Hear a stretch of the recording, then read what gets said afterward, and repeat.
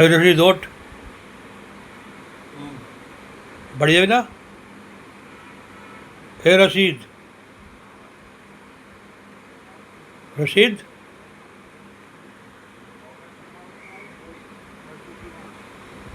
কী হলো? বাড়ি যাবে না? এই দেখুন, এই হচ্ছে রশিদ আফজল খান। বাড়িতে কাঠের কাজ করতে এসেছিল। ও বললো কিছু টাকা দিন, আমি মাল কিনতে যাব। কী মাল কিনেছে, এই মাল পড়ে আছে। তার সঙ্গে কী মাল পেটে গেছে। বললো খিদে পেয়েছে, আমি খিচুড়ি বানিয়ে দিলাম। খিচুড়ি খেলো। খিচুড়ি ফিচুড়ি খেয়ে অর্ধেক মুখ থেকে পড়ে যাচ্ছে, হাত নাড়তে পারছে না। এই মদ খেয়েছিস?